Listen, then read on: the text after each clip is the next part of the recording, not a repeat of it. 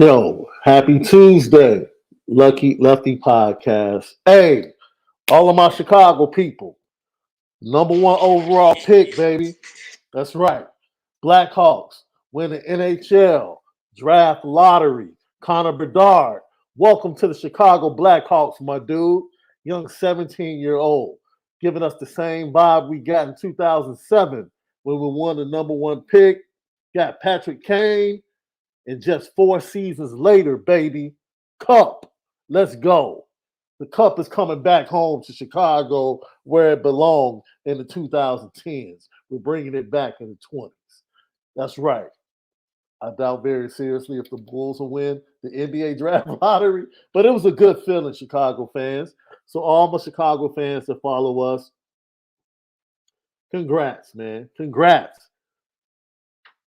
Organization tanked on purpose, made a lot of trades second half of the season, gave up Patrick Kane. Patrick Kane can come back via free agency. I hope he does come back via free agency and ends his career as a Chicago Blackhawk while helping Connor Bedard become the star that we know that he's going to be in the NHL. NHL series in the playoffs, a lot of goals being scored. It is bananas that the amount of goals being scored. And it's crazy because I think I heard a crazy stat. Just 10 years ago, the average size of an NHL goalie, I think, was 5'11". Now the average size of an NHL goalie is something like 6'2", 6'3". Just have these big monstrous goalies that cover the entire net, but somehow, some way, we have a record scoring in the NHL playoffs. Man, gotta love it. So I see all the Hawks fans in the chat. That's what's up. Congrats. Connor Bedard, baby. It's all good. Left spoke it. Left is the prophet. Left is the prophet. He started off, he's saying, look, the NFL is doing its best to make the Bears good again. Playoff contenders. And then last night, with Chris Chelios in studio, the Chicago Blackhawks win the draft lottery for the number one overall pick in the NHL. It's that Chicago vibe is coming, Left. I keep telling you, Notre Dame needs to grab hold to the Chicago vibe in the 24 and 25 classes. Make it happen. You know it. You know it. You know it, baby. Chris Chelios was, I think Chris Chelios' daughter is like the head of social media for the Blackhawks. So they showed them when the pick went off. His daughter was with the rest of the execs and workers. They went crazy, but she immediately was on her phone, like videotaping everything. Look, man, it's been a struggle, my brother, in this city when it comes to professional sports. We talk about the drive to a championship. It's been a long drive, bro. Our last championship was the Chicago Blackhawks back in 15, bro. Well, a long time. No, I take that back. The Chicago Sky. I don't want to be disrespectful. See, women's basketball matters too. Chicago Sky, the real CP3, came back home to Chicago. That's right, I said it. The real CP3 came back home to Chicago and brought a WNBA championship. So that's not bad. It's been since 15. Outside of that, it's so, in comparison to other cities, it's probably not as bad. It's nowhere near 35 years as comparing to Notre Dame fans. Nowhere near. Point, it's a choice that we've waited this long to get a championship because we have all the resources and availability. So now you Kanye in the situation now? It's a choice. We're choosing not to win championships at Notre Dame. You know what? I'm going to let you ride out with that. Let me get this out. Apple Podcast, Spotify, CFB Nation, in conjunction with Irish Breakdown. Don't forget, every Wednesday moving forward is our CFB exclusive show, which means it will only be streaming on CFB Nation. We're continuing to grow. You guys are continuing to come aboard. We want you to do more. Do more, because by the time the season wraps around, Irish Breakdown will not be a place where you can find the Lucky Lefty podcast. It will be exclusively on CFB Nation. So just go to Apple Podcasts, Spotify, your Android, your iPhone, even if your laptop, and just search CFB Nation. You can do it right now. Happen just like that. Tap in, and you get all of the audio edibles we give you each and every day. Leave 5 stars for us. Leave your comments. We respond to all. It's the Lucky Lefty podcast. You already know. We spin it different. You know? I do. I don't honor Chris Paul or Cliff Paul. I'm from Chicago. The real CP3 has always been Candace Parker. That's right. Always. That's how we do it. But y'all adopted Candace Parker. She was literally born in St. Louis, but she moved to Chicago when she was like 2. So she learned how to hoop in Chicago. I mean, well, now I don't claim KG. We don't claim KG. KG spent literally like 10 months in Chicago. So we don't claim him. So for California, it's 5 years. How long in Chicago before you're Chicagoan? Say it again.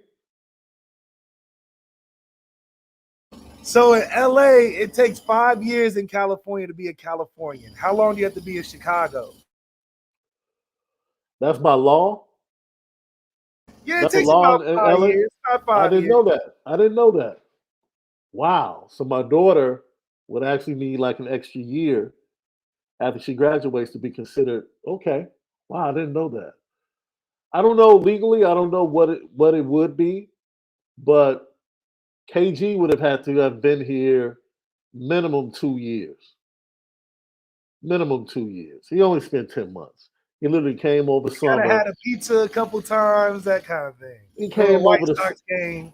Yeah, he came right before school started in like August.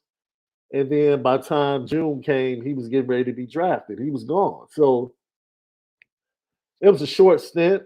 You know, we always say, he says that his development as a basketball player, Chicago was very instrumental in who he became on the court and off the court. But we're not sitting up here like, yo, KG from the Chi. No, he's from South Carolina. That's right. Yeah, He's from South Carolina. He plays South Carolina too. He does, as he should. As he should. So, man, it's fantastic that once again, look, Chicago needs something, bro. It needs something. It has a place out there. It needs something. And last night was absolutely wonderful. Matter of fact, I don't even think the Bulls are going to end up with their pick because of trades. And the Cubs are playing okay. And the White Sox might end up with the number 1 overall pick in the Major League Draft next year. That's how bad they are. It's pretty pathetic. It's pretty pathetic. But it's been 35 years for Notre Dame, right? So today we're going to talk about the drive to a championship. Left is going to give his 3 most important things. His 3 most important things to get into that championship moving forward. Then we're going to let Left do what he does the best. We're going to let him watch some quarterback film. Got a 25 target to Gino Caduli out of Kayla, Texas. A kid by the name of Kelden Ryan. Going to watch some film with him. Kelden Ryan out of Keller, Texas. Very interested in seeing what you think about this young man. And then we're going to watch film for me. He's going to be the 4th member of Chancey Stuckey's wide receiver class if he decides to choose Notre Dame when he makes his announcement. But to me, Left, he's the most important of all of the wide receivers. I didn't say he was the best. Cam Williams is by far a 5-star. As I was about to say, over Cam Williams? But first of all, Cam, you know I'm repping Cam Williams. He's from Shaun. I mean, he's that dude. 5-star. Love Cam Williams. But let me tell you something, man. When was the last time Notre Dame had a route running technician?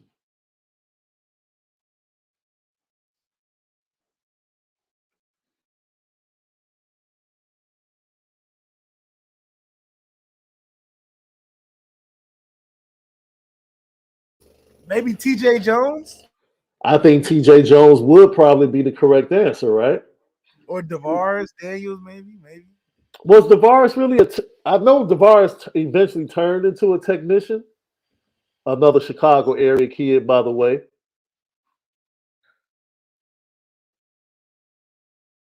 But we're going to talk But I about think TJ Jason. was the last one, like bona fide. Everybody else was Yeah, just, our offense wasn't a route technician offense either. yeah, yeah. We want to start out this show by 7 years ago today. Left lost a dear friend, Notre Dame, and the Notre Dame University and football squad lost a brother. And yeah, 7 years ago today, the unfortunate passing of Greg Bryant. Um, I still go back to that second half against. I still go back to that second half of you and him coming in against USC on the road, down big and going crazy in the fourth quarter together.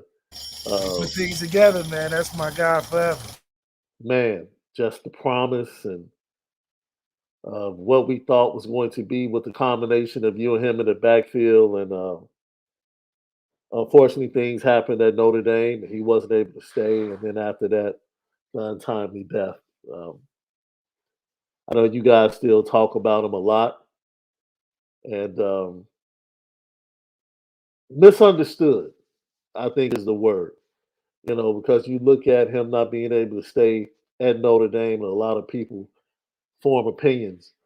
But hearing his former teammates talk about him, he was definitely a misunderstood individual.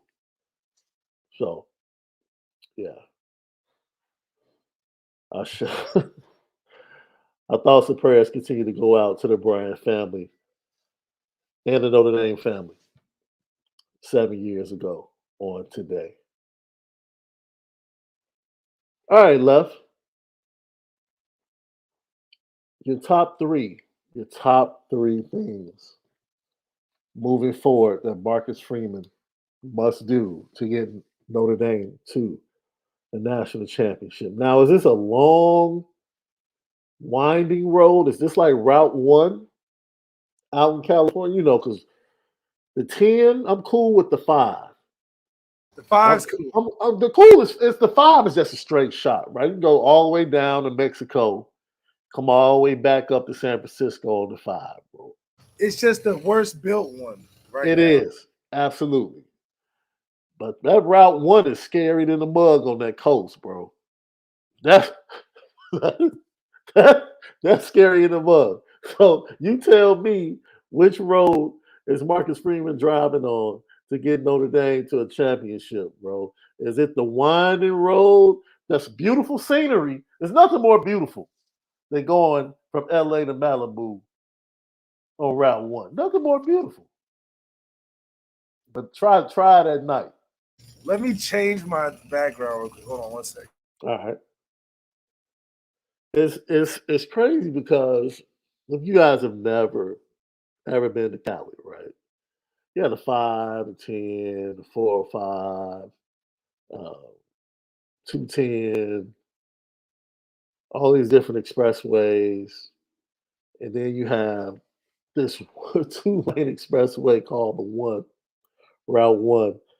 It's a nice, it is a beautiful, I subscribe that everyone should take this road at some point during your trip out to California. It's absolutely beautiful, right?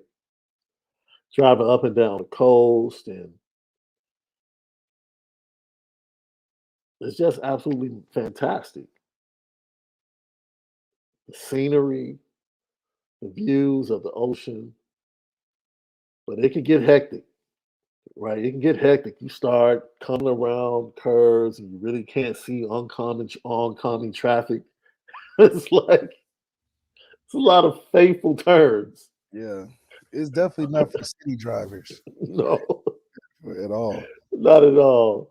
And I wonder what type of drive or what type of ride Marcus Freeman is about to take Notre Dame fans on. Well, I believe it's more of like the five because I think it's the best fit. It's just built a little differently. Mm, We don't have the fancy turnstiles and exit ramps, and we got some potholes, but it's a tried and true program and tried and true road that if you can make it down that straight shot, you at the end of it, you on the end of a success that you would look back and be like, I'm glad I went through the process. And it's not built the greatest because it's been around the longest, and they think, well, this is old faithful. So we don't really need to see the reason to fix all the potholes because we just gonna get some more potholes eventually. That's kind of the ideology. It feels like, why do we need NIL? We've been winning this way since 1884 or whatever. So, or 1942, we've been winning. So let's just keep doing what we've been doing. It's kind of like the five. It's the first highway ever built, and they yet to have revamped it. And I think the revamp part of the program, Marcus Freeman is just driving a nicer car on the road. But that's a little faster. It's a four-wheel drive. It can handle the terrain and the weather. It ain't a BMW with bad tires that ride low and mess up your car. Can't drive it in the Midwest. Don't take no BMW in the Midwest. Can't drive it. Hey, the missus used to have a BMW back in the Yeah, day. it used to be in the shop all the time, probably. Oh, facts. So Facts. Hey, shout out to BMW. We love BMW. that's right. I'm just So saying it's not a Midwest car. That's that all. was our experience. Not saying that's the total experience, but that was our experience. General experience. Yes, I actually rode in the X7, the new X7, when I got picked up in New Orleans. People picked me up. They were in the X7. It's a beautiful drive. It's a spaceship. The dashboard is an absolute spaceship. Hmm. So that engineering is fantastic. But Fantastic. But at the end of the day, uh, we just have a nicer car that's put on the five. We got one of them track hawks, got them never flat tires. Even when the air pressure says zero, it's never flat. You still go down that road. So Marcus Freeman is focused on the vehicle and not fixing the highway itself. Because if the vehicle is in shape enough, it got enough of the right attachments and modifications, then the car's gonna make it down the road, even though it may be bumpy. But it's a straight shot. mm, You know how you get on your Apple Maps and it gives you three ways. It gives you the fastest, it mhm. gives you the highway, or it gives you the street. We definitely taking the fastest way there, but we got to take the nicest car to get there. Now you said something interesting. I want you to vibe on it. Lucky Lucky podcast. Did you say we're making a choice not to win a championship in Oh, previous years? 100%. 100%. I'm gonna let you ride on that one, bro. You I think it's definitely a choice at this point because we're doing things knowing and doing things opposite of what we know what it takes. Most people like Nick Saban and other programs got to go to the alumni and say, "Hey, we need some more money if you want this program to be where it is." Notre Dame, conversely, has Notre Dame Day and raises $10 million in 10 minutes. And we don't need to go to our alumni because we tell our alumni, hey, we're good stewards. We're going to win the hard way. But we've seen how NIL has affected teams and made them successful. Ryan Day told you the going rate for a quarterback is what, about 300,000? Do you think yeah. any of our quarterbacks got 300,000? Okay. But what did Ohio State produce with that? The number one quarterback, the number two quarterback pick in the draft, a guy that took them to the playoffs, multiple Big Ten championships, because that's the price. Ohio State paid the price for Justin Fields, and guess what Ohio State got out of it? A championship. So with us having the biggest endowment of any university around, having alumni that can easily make the NIL collective uh, attractive enough for the top recruits. Easily, when you have a program that's traditional and having not only being a stepping stone for coaches to hit a higher ladder in the coaching rung, but also to be at a part of a traditional program that has history. So when you talk about what is Notre Dame missing, Notre Dame is missing the effort because we have the resources. We're not like these other programs, like 95% of college sports in America that don't make money. We make money for our football team.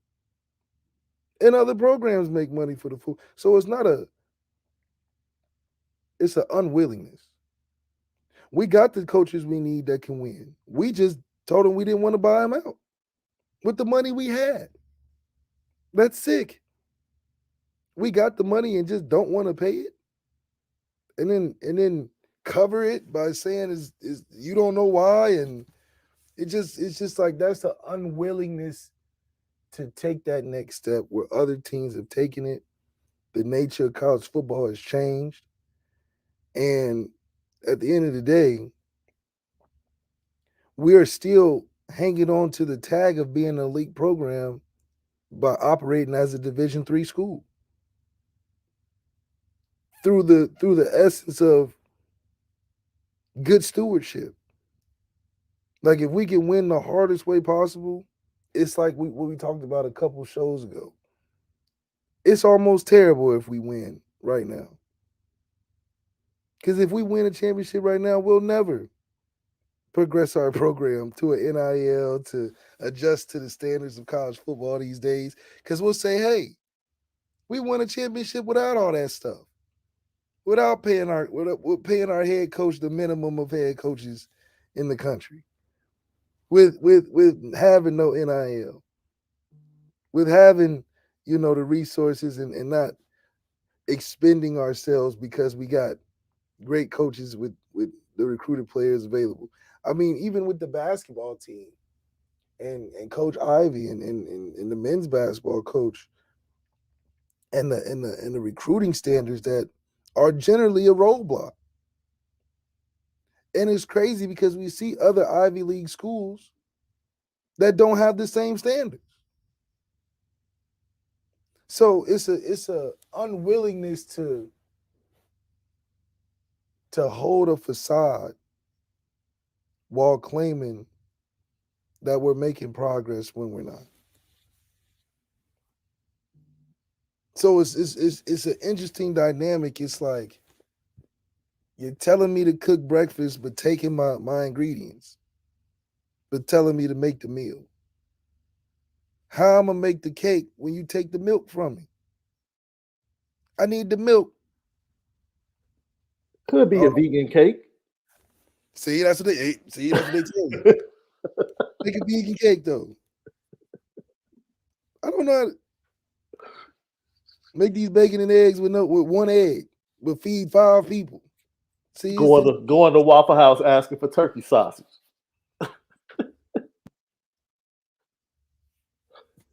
or going into Walmart asking for deals when you the richest one in Walmart. Mm. I don't understand. You got everything from Nordstrom's on with a coupon book bigger than anybody in the store for some $5 eggs. But you Mm. got Gucci's and Rolexes on and driving a Ferrari, arguing about $5 eggs. Them the worst kind of people. The worst kind of people. Notre Dame is that friend in the friend group that goes out to brunch, orders like a side salad or something, and only want to pay for the side salad. But they're the richest one in the group. Let me ask you a question. Why you come out? Let's expand this. This is a great conversation because you shocked me when you said it, right? I'm like, oh snap. Like we chose to be at this point. Because we could come on, we could pay the money to make it happen. Do you think the majority of the alumni would be willing to compete financially? Meaning, if Jack Swarbrick went to all of the alumni and said, look, we need to compete with Alabama and Georgia, do you think most of the alumni would be like, let's rock? 100%. We avoid those meetings because once we say it, we can't go back on it. And now the philosophy has to change. Now the business structure has to change. Now we gotta. Now we making. Now we appeasing outside sources. So our business model doesn't fit to the nature of where college football is going, and that's what we've been doing forever. Like the five, make the most, spend the less, and just in sports, especially how these rules are opening up, these NIL things are coming together. It's just going to be tougher to be stingy when the top programs are not being stingy. It's one thing if the NFL didn't work together, Lamar would have had 300 million guaranteed by the Ravens. But when the Ravens said we're not paying you 250 guaranteed, but you can go out and look at them other teams, see if they do it. And the Ravens called them other teams, said you better not do it. And so Lamar go out and look, and he like, damn, nobody want to pay me for real. Ravens like, damn, well, I mean, you can go and look. I guess nobody want to give you the money. I guess you got to take this lower deal. That's Notre Dame. Except we're the Ravens, but everybody else is like the Browns. They're like, shoot, we'll pay you over here. We'll pay you over here. And we like, wait a minute, I thought we was in on this together. No, we not in on this together. And that's where the separation comes. Georgia and Alabama know what's up. LSU know what's up. It's the highest bidder. It's the highest bidder. And because we don't have that style, we just lose certain players like that.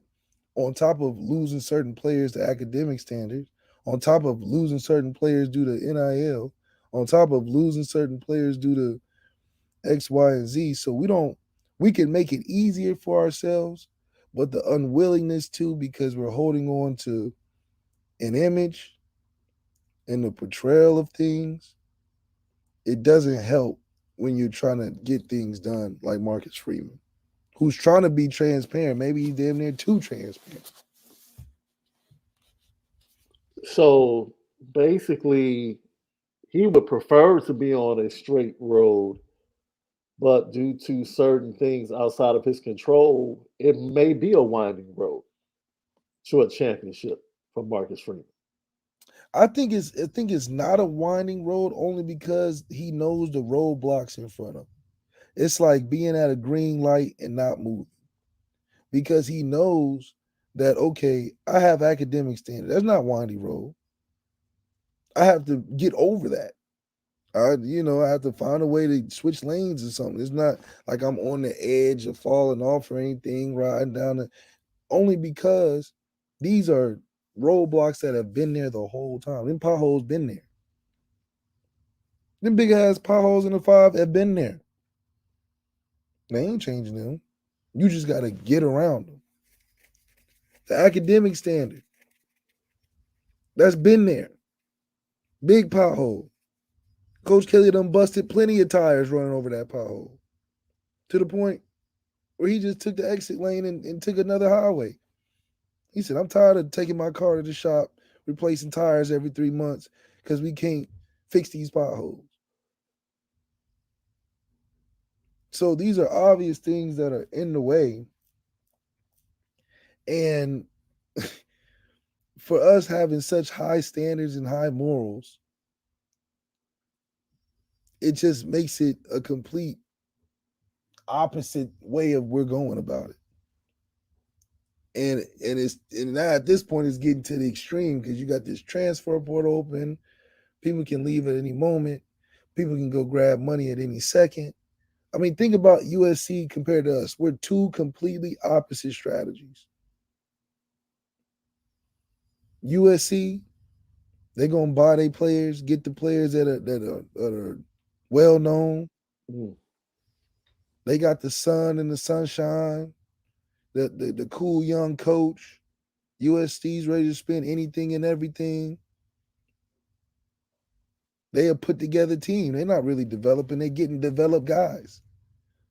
Us on the vice versa, we getting guys that we're developing, straight and narrow path. We get it out. We get it from the trenches. This is a flashy team versus a team that tries to do it the right way with standards. USC is like Girls Gone Wild, and we're like the vocational trip going to Bible study. We both gonna have fun, just in different ways. You know, it's a clean fun over here. Over there, it's like, man, spring break. You going to Cancun. Notre Dame, you going on a excavation. You doing some scientific, you know. You taking a trip to Columbia, but you going and doing history stuff. You ain't going to the Columbia that you take $40 for and live like a king, you know. Yeah. Yeah. Hey, I was just shocked. I let you ride because I was shocked that you would go out that far to just say, we chose It to has be to be. this as a football program. This isn't something that's just, it is what it is. We chose. Look, man, we talked about, let me tell you how powerful Notre Dame is. This is a great article by USA Today talking about the deal that NBC is going to be forced to give Notre Dame. Notre Dame is looking for 75 million, right? Yeah, like just And one school was looking for 75 million, not and the conference. and you have to understand NBC has just made a deal in conjunction with the Big Ten and Fox for Big Ten football. So for NBC, does Notre Dame represent what it once represented to them? It made every other network envious of NBC. At this point, based upon what you said, the product isn't exactly primo right now. It's good product, a little stepped on, but it's not primo. I It's said that. I said it that way because somebody in the chat said we need to stop with our street analogies. No, we're going to be ourselves. This is who we are. So the Notre Dame product is a little stepped on. It's not pure, but it's still good product. it is, and I Then think you talk about the numbers gap, right? You have to get close to what schools in individual conferences or in conferences individually might get on an annual basis, which is around the 60 to 80 million range, depending upon the contract between the SEC and the Big Ten and what they just renewed with their various partners. And the conclusion was, to ensure that the Irish can remain viable without joining a conference full time, there's two things that must be established. They must ensure independent status does not hold the Irish back from expanded playoff entry, which I think that's been established. And then the TV deal must keep it within reach of the conference deals financially. And they have options. That's the thing. And basically, the article is saying Notre Dame should not just sit there and play nice with NBC. They need to understand who they are as a brand. And go talk to a lot of different people. Go talk to a lot of different, talk to Fox, talk to CBS, who just walked away from the SEC. Go talk because someone is going to say, you know what? This is Notre Dame. This is this is Notre Dame. And it is what it is. that's true. Notre Dame has done a great job of maintaining a brand that we can leverage pretty much in any situation where it's like we almost strong arming you with the volume of what the brand brings. That is like you just can't talk to us any old type of way. Yeah. So because we have too much where we can be like, well, look at this. We have this $10 billion endowment. Well, look at this. We've been rocking since radio. We have the most loyal fan base. We're traveling to Ireland 40,000 deep, packing out a stadium for a football game. We have too much value as an independent because of the brand and what goes into it, Uh-huh. that in these TV deals it's hard to be like, well, we don't want to put that on TV. And the product's consistent. We're like the McDonald's of college football where we're gonna be in every city. You know what? We may not be the best food, but we're gonna be in every city and we're gonna be consistent and make this money. That's a pretty good one, Left.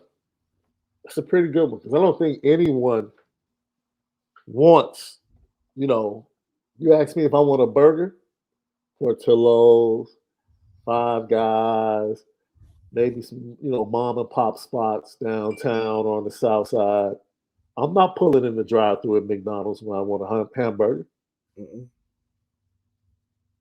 Now, when I was a kid and I wanted that Happy Meal, like, yo, it wasn't even about the food. It was about the toy. About the toy. It wasn't even about the food. It was like, yo, what toy am I about to get? That was the draw. And as you grow up, you start to expand your palate and realize, you know what? This brand is super powerful. But how much does McDonald's really put into making great food? They don't have to. You don't have to. That's a pretty darn good point you made right there, Left. We don't have That's to. that's a pretty darn good point. Because people either hate McDonald's or they love it. That's why they say I'm loving it. And for us, it's just really funny that, you know, we're looking at it like it's gonna come around at some point. That's just how Notre Dame, I think, just figures. Like it's eventually this model would is gonna break the mold and the consistency is gonna overcome, and we're not rushing it. We've just built a sustaining model that keeps us in conversation to build the brand, but it doesn't max us out where we have to hold a higher standard and spend more money. Mm. So if we can stay around 9 or 10 games, hire some fresh faces, get some energy going, and get them for cheap, he gonna But take it. hasn't that approach made the fan base indifferent towards the product as well? Like when you see all these big games, we're going to see Ohio State come in September 23rd. Stadium's probably going to be half full of scarlet and gray. But think about it. They have kept a consistent fan base for 35 years without a championship. Generations long love Notre Dame. Facts, And you look facts. at a team like Auburn, who's just came out and said they lost like 50% of their fan base. Nobody likes watching Auburn football no more. And that was a number. They literally lost a percentage of their fan base in a short amount of time. I'm assuming some of those transferred over to Alabama. I mean, they down the street, you know. Yeah, So yeah, that's it's tough. that's tough. But Notre Dame has built things in place to where they can overcome that and remain a relevant independent. Because there's other independent schools, they're just not relevant. They make blips and beep, beep, beep, here and there, but overall, Notre Dame has positioned themselves where you can't do much excluding them because they hold so much weight and value. I mean, we've been playing on nighttime TV damn near the whole season in 2015. Mm. We on primetime television too much to not have us included in a weekly college football news cycle. So you take Notre Dame football out, now it's like, okay, we're regional. Essentially, we bringing all the regions together because we playing everybody around the country without us being really the independent in college football. It would be a regional based thing. You get the Big Ten network, SEC network, Pac-12, and then what? If we didn't play all these teams to connect, it'd be a struggle. You know, I see in the chat, some people talking about relevancy, and it's a lot of different POVs you can talk about relevancy from. I look at it this from this standpoint. Relevancy is not what you say. Relevancy is what others say about you, right? During the BCS, you had the powers that be for the conferences and Notre Dame at the table. For the college football playoff committee, you have all of these representatives from each conference, the commissioners, and then Notre Dame at the table. You can't say Notre Dame is irrelevant if they keep getting invited to the big table.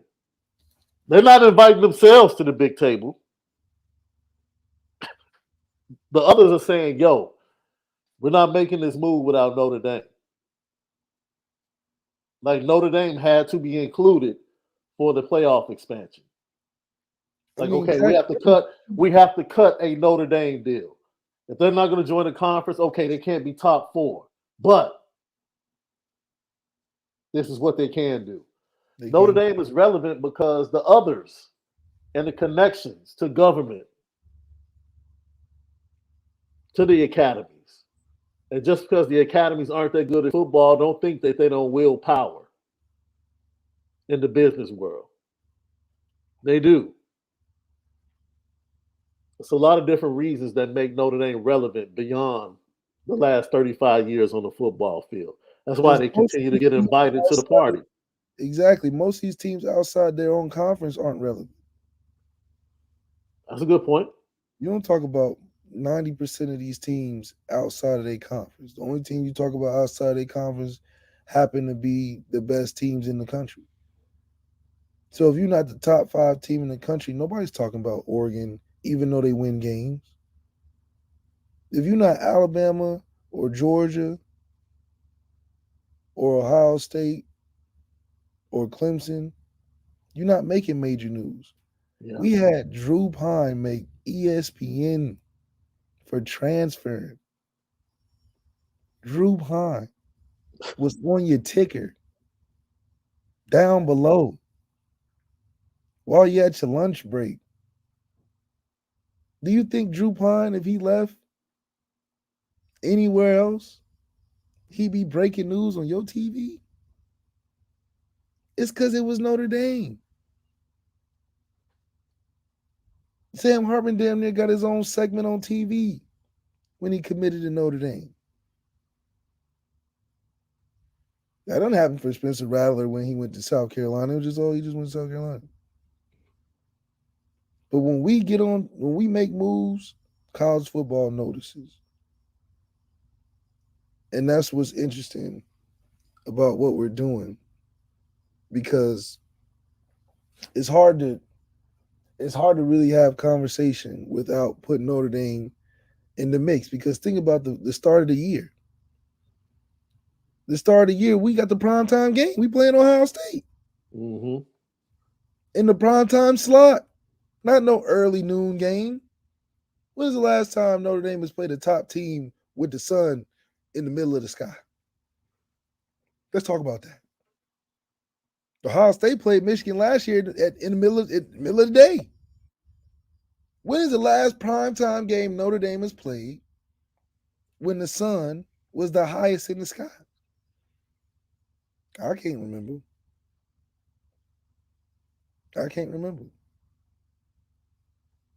So that means that somebody want to watch us when they get settled in the house. Not while they running errands and picking up the wings for the party later, for the big games later. We the big game later. Man, I had so many card games I won because we had to pass time waiting for the evening in the hotel, waiting for the game. Getting ready for the game. I got to play all these card games. Wait a minute. What were you all playing? Were you playing Uno? Domino, we had time. Okay. 8:30 game, prime time. Right. And we even played Northwestern prime time. You did. We did. Yeah. So I'm like, we're We're relevant because of other teams, they can't make enough news like we can. Let's just be honest. We like LeBron James. We just liked it. People just are attracted to the news that comes from us. I mean, even LeBron James' son committing to USC was just news people wanted to talk about. It's just like, dang, LeBron, what you think of your son going to college? Like, what? Why do we care so much? Why? Why? Why are we playing what LeBron thinks about his son and what it means to him that his son is playing in college so much? That's the type of news Notre Dame makes. Jack Swarbrick probably just loves that entertainment factor.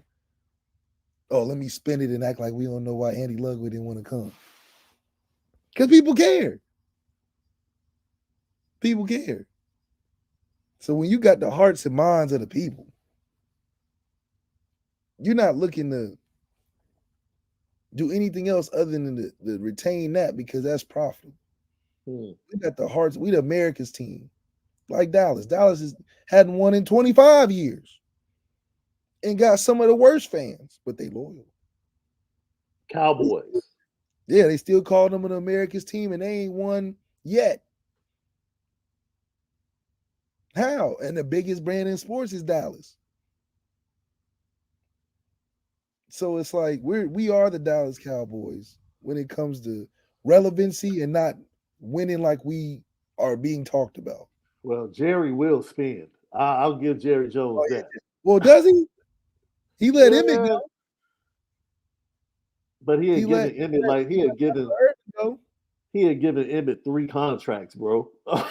It wasn't like he didn't pay Emmett. That was before the money was really big. You know, He even paid he paid Michael Irvin after he had broke his neck. his 3 contracts combined was Zeke's contract. I mean, bro, we're talking about That's what I'm saying. Jerry had that. Jerry had money before money was popular. Back when NFL players had to get jobs still, Jerry still had that cash on him. He had $50 million to spend back then. That wasn't the market. Yeah. Yeah. Look, man. I'm laughing because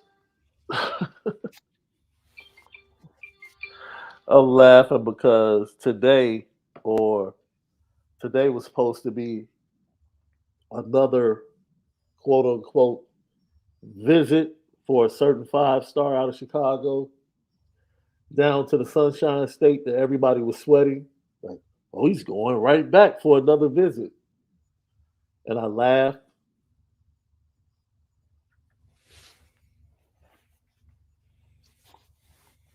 I'm trying to keep telling people, man. Young man's not leaving the Midwest, bro. I don't know how many ways I can say it. They don't want to let it go, huh? Yeah, you know. This goes back to what we talked about yesterday. The audacity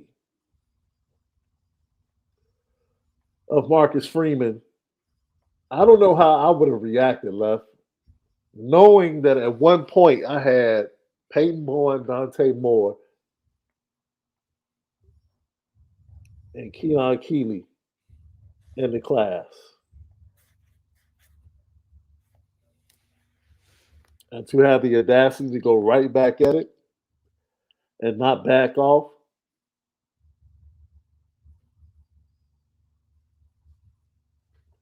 I've tipped my cap. Whatever road he's on, he's willing to go through the bumps that you talked about on the 5. He's willing to keep driving even though it needs to have some repairs. That's what I love about Marcus Freeman. And with that being said, we close this portion of the show off with Left giving his 3 things that Marcus Freeman needs to do to ultimately get Notre Dame to a championship. I can't wait to hear this list. Number 1, go to the grotto a lot, pray. Go to the grotto a lot, pray. Because I'm sure Coach Freeman gets a little upset about certain things that take place around him. That would be my guess. Yeah. That would definitely be my guess. Moving forward, though, what's number three? Let's start with number three. What's the number three thing Marcus Freeman needs to do to ultimately get Notre Dame to a championship? Three things. I would say D-line, dominance, Heisman level quarterback,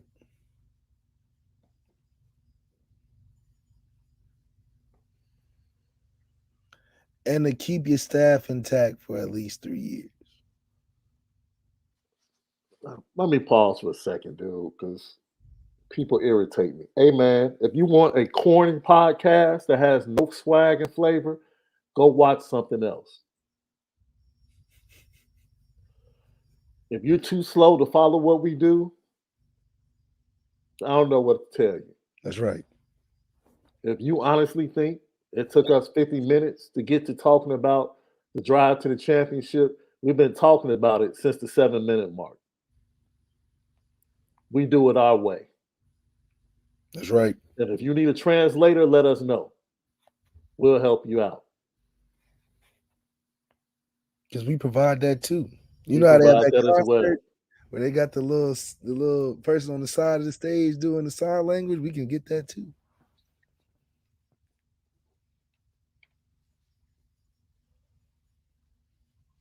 The chat is always lit. We love the chat. The chat is always a part of the show. I don't know about Left. He's probably a little bit nicer than me. I missed it. I must have missed it. Yeah, I call stuff out. I don't just the blatant disrespect, direct disrespect. Yeah, I call it out. It was a comment. Because we're never gonna do anything besides be us. That's If right. you want to sit, if you want somebody that's gonna sit up here and talk X and O's and talk the same, that's not us. We got way too much flavor for that. Way too much flavor for that. Number two, Left. That means we got lyrics. So if you've been missing the bar since the 7 minute mark,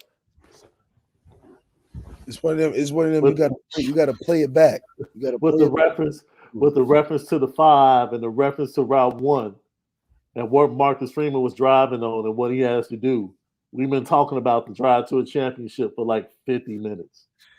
Yeah, 45 minimum. Metaphorically. Right. All tight. And that's what you love to see, man. You know, when you drop them bars, it's been a different, like Lil Wayne music. You got to be like, wait, what did he say? It moves silent like the G in lasagna. They say, wait a minute. Oh, they hit him with the Then you got to play it back. That's why you got to run the comments and the likes up. It'll help us out. The playback is what's important, you know. Hey, man, look. But go ahead. Number two, I like that. Quarterback, Heisman play at the quarterback position, and dominant defensive line play. That's three. Number two.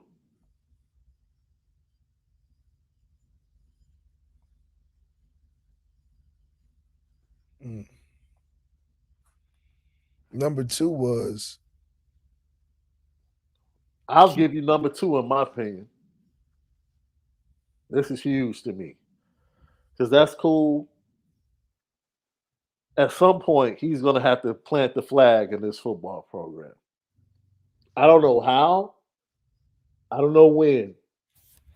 He has to become the big guy when it comes to Notre Dame football. But that's winning. That's winning. Yeah, however you do it. I don't care if he overachieves one season. I don't care if it's this year. He's going to have to coach his tail off, win a little bit earlier, overachieve, whatever, to be on the top of that mountain and to get that respect. Because ultimately, I think he's the guy that can get it done as far as winning the national championship.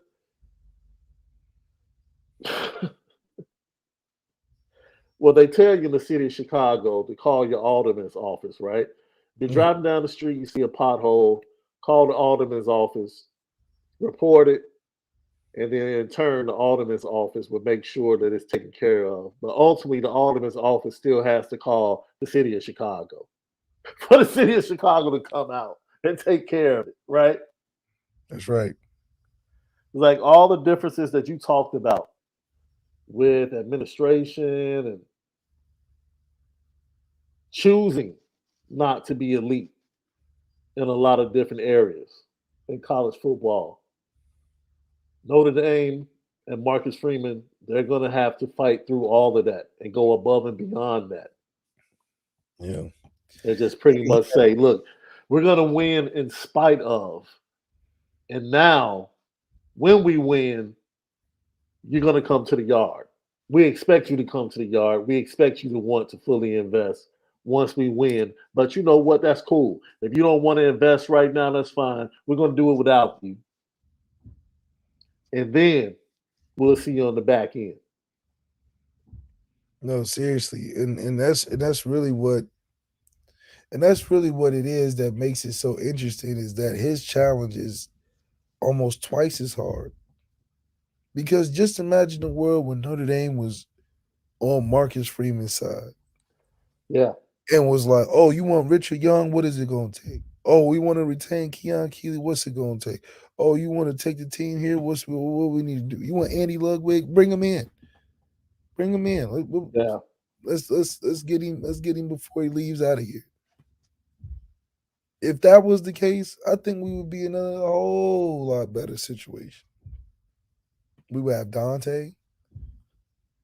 I think even Tommy Reese would still be here if everything was, But when you going against the grain at the same time as doing what they're asking you to do and what you're getting paid for, Mm. it's kind of like hopefully it doesn't turn into how those artists are with the labels, where one day Marcus Freeman gets on Instagram Live talking about, I need to pay my money. I can't even drop my album. They put me on the shelf. And you like, what's been going on? Right. Lo and behold, the man done signed a 360 deal. Ooh. The worst of the worst. He got to produce 5 championships and get no profit off of it, just working him hard. A So I do. man, he has to tour nonstop. He got to hop on that plane to recruit all across the country. just so he can't get none of those players, he can't get none of those guys he went to go see. But he gotta go. He gotta go. So I really do think that it does make for a better story, which is why I believe that as soon as he wins it, he needs to get his own statue. Because he had to do twice the hard work to get the benefit. Because you got to remember, he's got to maintain a certain level of expectation and standard already, on top of the obstacles that are given. So it's not just, it's like damned if you do, damned if you don't. They're requiring you to do a tough job, but telling you to figure it out how you know. Sort of like doing sports broadcast. They want you to be John Madden in the booth, Mm. but they have no idea how to help you get there. I'm thinking my first time doing it, they're gonna be like, okay, you do this and do this. First of all, if anyone tells you they want you to be John Madden in a broadcast booth, you need to go find another mentor. John Madden is a one-on-one. That's like telling somebody to be Floyd Mayweather in the ring. That Straight up. that's a one of one. It's the one of one, right? Yeah, Like I like was watching the highlights of the Canelo Mayweather fight. Man, it's amazing how Mayweather it's like, it's the same thing in professional basketball with like LeBron and Steph Curry, especially Steph Curry. He's just driving to the lane. I'm like, are y'all gonna play defense? Like, y'all just let him just I shuffle, I played defense before, so I'm like, okay, keep the guy in front. But for some reason, you watch this, and it's just like they let him drive to the back the whole way. Then do a little stupid little scoop layup. I'm like, where's the defense? Y'all 6'6", 6'8". He just get on the side, just driving in, and one scoop. How? I'm like, are y'all paying to not play defense? Or even LeBron. In transition, I'm like, LeBron don't look that fast. And they just get out of his way. Like, they don't even be. That's greatness, bro. It's great. So that's what I'm saying. Like, the Mayweather thing, it was just crazy how Canelo is, like, trying his hardest. Throwing all type of. And Floyd just boom, boom, boom, popping him and all. I'm like, but you watch Canelo versus everybody else, he's just molly-whopping them, just putting them on. And that's his fight Saturday was a little bit tougher than he probably thought it was going to be. But yeah, that fight Saturday was something. But still, greatness in going back to Marcus Freeman.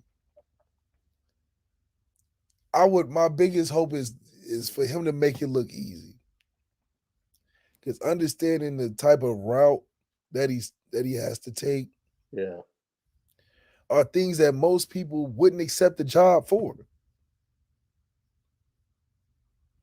Because at least at a program like Rutgers, it's bad on all fronts. Where you like, well, we ain't got the resources. We don't have a tradition at this program. So when you building that from the ground up, that's different. Right. I think Marcus Freeman in a situation like that, he'll blow up like the Purdue coach did. Because of the expectations aren't there already. You're charismatic and the right guy for the job in a place that is wanting that. Mm-hmm. Notre Dame's like, shoot, I mean, we know you're great, but we great already. So how you gonna make us greater? And I just think that's an interesting. That's a task. That's a task. Most people don't want to accept that. Most people like they need me. Especially in the coaching world. Oh, they need me. Anything I say, they ready to jump on me because they ain't never had nothing like this. We've never had nothing like Marcus Freeman. At the same time, we're like, but we still don't need you. Yeah.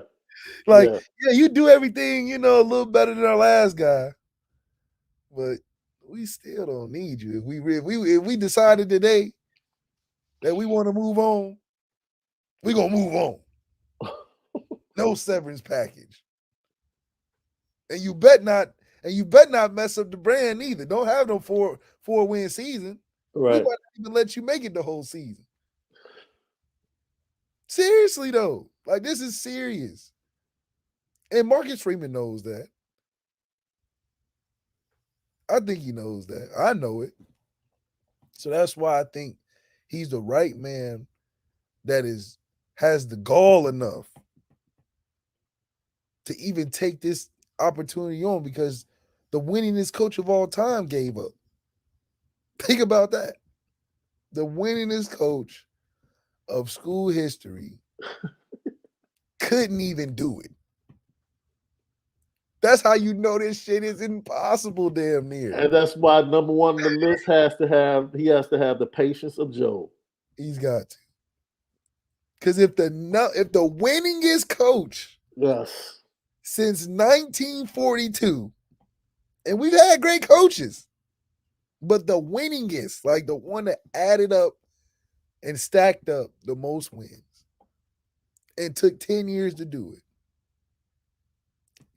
had to walk away because he's like, I have enough of this.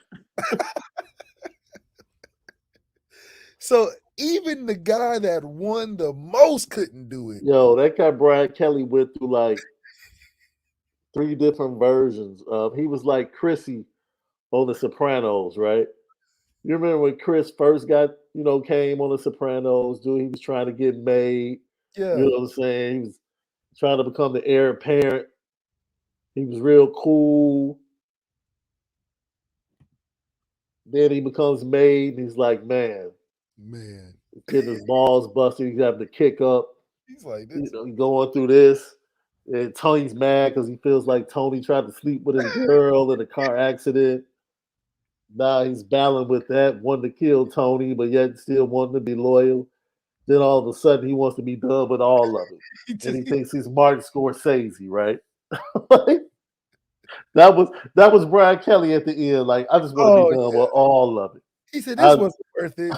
What are you talking about? This I did all this, spent all this time, stressed. I had dudes that died on me. I done had scandals.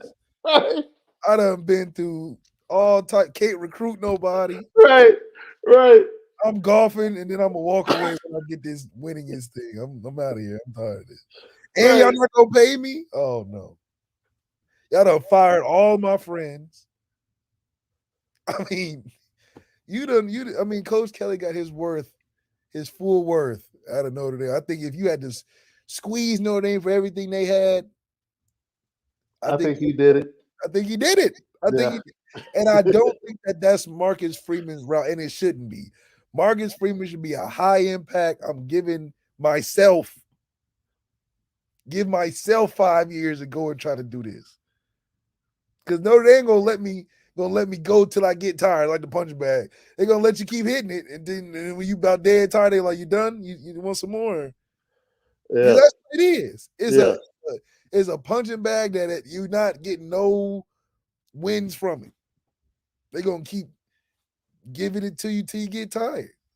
So I think Marcus Freeman, before he gets tired as a head coach, give yourself 5 years. If I can't get it done in 5, I'll walk away. Because you don't want to be in Notre Dame purgatory in that struggle where it's like the recruiting height is gonna Yeah. level off at some point. Yeah. Especially if you ain't rattling off championships. Fact. Cause they like, damn, it's year 6, man. I'm hype on you, Marcus Freeman, but damn, I'm gonna come visit and everything, but when you gonna start turning that thing over now? Hey, but you have to feel like Marcus Freeman is going to get that one team. And it has Well, to be within the first 5 years. Brian Kelly had that one team in 2015. Had one chance at it. He had that one chance, that one true shining moment, right? And things just didn't line up. Never came back. Things didn't line up. So So I do. Marcus Freeman is going to have one team He's gonna have one team, in his first 5 years that's going to be. and I'd be okay if it comes and he doesn't get it done in that year if he walked away. Yes. Don't sit there and be like, we'll be back next year. Wait a minute. I No. don't know. I don't want him walking away. Not walk away, but take a Tommy job. Oh, Georgia has a head coaching job open. Oh yeah, I'll go over. I just think that Notre Dame is a place where it's either you Hey, have impact, yo, make I'm success, or hey, you might as well join administration. I'm telling you now. If Ryan Day loses again to Jim Harbaugh this year, Oh, he gonna be on that hot seat. it's going to be a very interesting off season, Notre Dame fans. That's all I'm telling you. That's all I'm telling you. Notre Dame fans Don't should let be them lose rooting. to us too. That's Man, us. Don't let them man. lose to us. And Oh, Michigan. Don't let oh. no, because he ain't got no quarterback to save him now. And it's both. They're both road games too. Yeah. Don't you have no quarterback to save you now, Brian Day. And you can't leave this season with 2 losses. And a third It's straight to bad Jim enough. Harbaugh. It's bad enough to lose to Michigan 3 times in a row, but don't let us make it worse. Because we will make it worse. And everybody's gonna talk about the relevancy of Notre Dame. You'll see after we beat Ohio State how relevant we are. You'll see how relevant. Because y'all gonna have to talk about us. Man, because if Y'all gonna I'm have not mistaken, do we play that night? I Oh, think we play Stanford that night. They play in Ann Arbor in the morning, in the morning. of That's course. usually at noon start Eastern. High sun in the sky. Right. Yep. November 25th. Yeah. And then Yeah. usually the Stanford game is later on that evening. So It might leave you in Ann Arbor. You don't come out with that victory. They might might hit you with that Lane Kiffin and be like, "Don't get on this bus back." You know, they gonna catch Ryan Day coming up the tunnel like, hey dog. you in the other locker room. Remember, they gonna treat him like Marlo treated Prop Joe. Oh hell Remember yeah! Prop Joe was getting ready to leave. And that kind of Marlo showed up his career. Prop Joe was like, I promise you let me go, you never hear from me. Have Marlo say this ain't gonna hurt, Joe. Close This your ain't gonna hurt. eyes. Yeah, this ain't gonna Close hurt. your eyes, Joe. There it is. There it is. That's how they gonna take care of Ryan Day. Oh yeah, This one it's hurt gonna a be a bit. night because there's no conversation. There's no excuse. You can't lose 3 times. No, Not no. 3. And then you lost to Notre Dame earlier. Oh no, because you only watch Ohio State for the beginning of the season and the end. Now they might have some struggle with Penn State because Drew Allar is that guy. They have Penn State at home. Big fan of Drew Allar. He looked decent in the spring game. He's better than Ohio State's quarterbacks. I might agree with you. Every team Ohio State plays with a better quarterback is in trouble this year because they don't have the offense to overcome a better quarterback than them. That's the truth. Oh, see, and they're scared. They're scared because they didn't put the Alumni on their schedule this year. So They can stop the run, hopefully. Ohio State's running from us, dog. And we can't take Michigan and the Illini. All they do is run the ball. Hell. Oh, Lucky Lefty podcast. When we come back, left goes to the film. Watch some quarterback play, some recruiting updates, and is Tyler Buckner all ready to start at Alabama? Whew. It's been what, a week? Week and a half? We'll talk about it. Lucky Lefty podcast. So, Left, class of 2025, top 300, according to ESPN, was released today. Several prospects that Notre Dame has offered sit in the top 300, especially on the defensive line. Chicago is well represented, but Notre Dame is going after those difference makers and signal callers that you talk about. You've already looked at the film for one Deuce Knight out of Lucedale, Mississippi, who's getting offers from just about every big time program. Every big time program. Well, today we're going to give Left the opportunity to look at Kelden Ryan, a kid out of the Lone Star State, and Left. The one thing that stands out for this young man is his touch and his versatility at the quarterback position.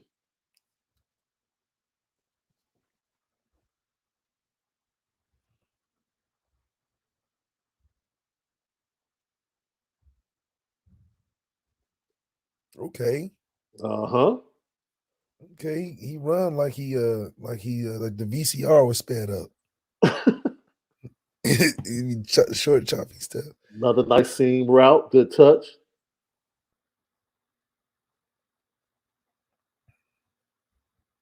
Looks like a pretty natural thrower. He looks poised, man. I think that's a key thing to look for.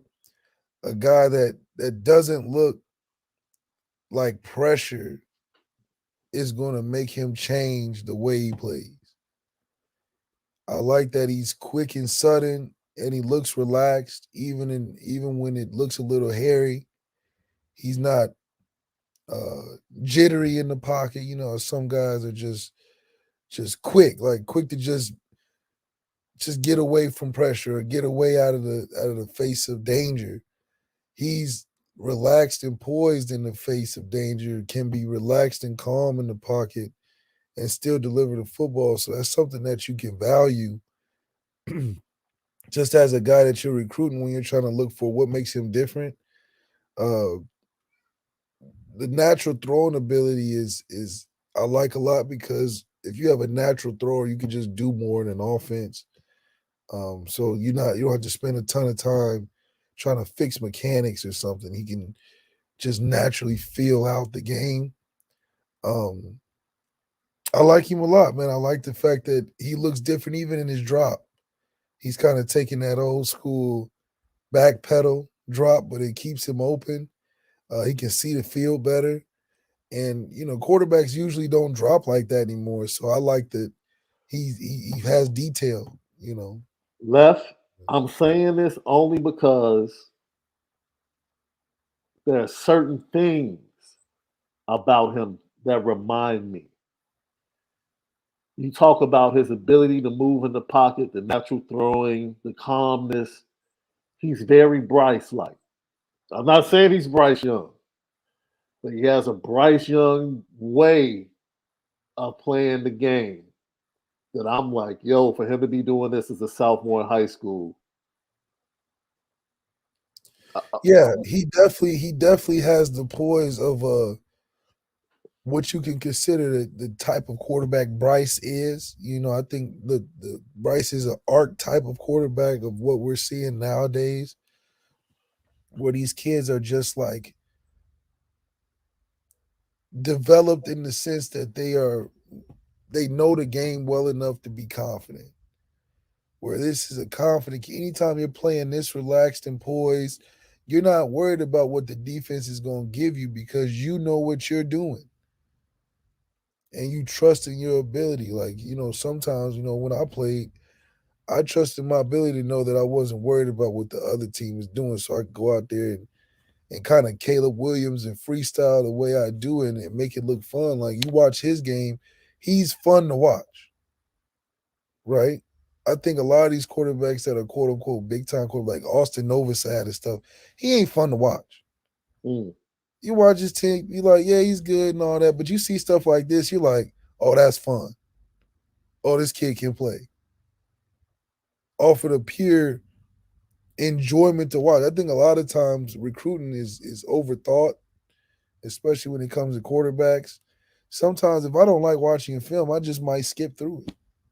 And not even and you may have all the accuracy in the world, but sometimes being fun to watch and looking natural and poised like this is the quarterbacks that are how you identify Caleb Williams. You watch Caleb Williams high school film, it's just fun to watch.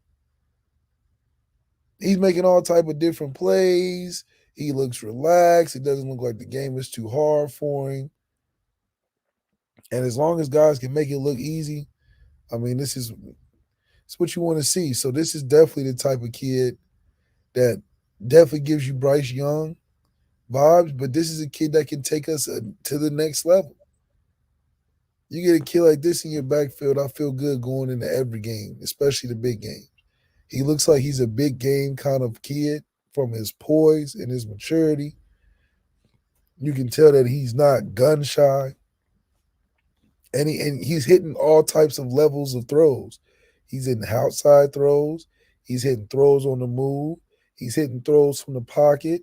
It's not just a tape of throwing a bunch of go routes like you see a lot of guys these days. Deuce Deuce Knight's tape is kind of like that. A bunch of go routes, him running around, whatever. This kid has got some pizzazz to his game, almost like an it factor, where you just excited for him to go out there because you don't know what he's going to do, but he's going to find an open guy. He's going to make the plays, and it's not a hero ball type of thing. He can stay in the pocket and do this type of stuff all day. Great reads, on time, natural thrower, poise. He's sudden, right? Some quarterbacks aren't sudden, but you got to be sudden in the pocket, at all times because you never know when the guy's going to come open. And for him to be a natural thrower, he makes it look easy. He avoids well. I mean, this is definitely a great recruit that I think would change the dynamic of our room. He would probably be in position to be the backup or the starter just off of ability. Obviously, you got to gain the trust and all that, but this kid's got it for sure. What is he like 5'8" or something like that? Oh, I think you're on mute. I'm sorry about that. 6-footer. Yeah, he doesn't look very tall, but he looks very natural. Uh, he said I hate on Novosad.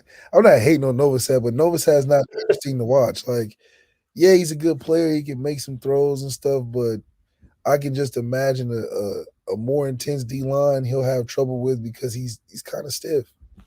He can throw the hell out the ball though. He's just a stiff. Yeah. That's He Kelden. looks like the kid at recess. I just remind myself of recess watching the kid we just watched, where it's like that's football playing.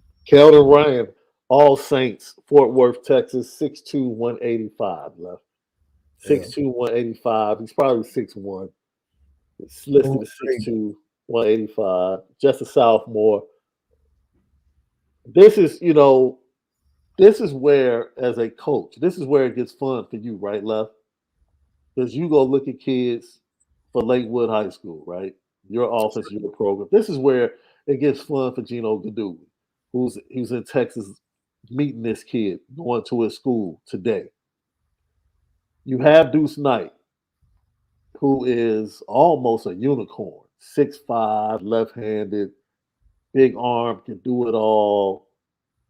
Haven't seen an archetype like him at Notre Dame at the quarterback position. But then you see a kid like this, and you watch his tape and you just say to yourself, you watch Deuce Knight's tape and you're like, oh, snap. Because you're just wild by the athleticism. And then you watch this kid and you're like, That's the guy I want.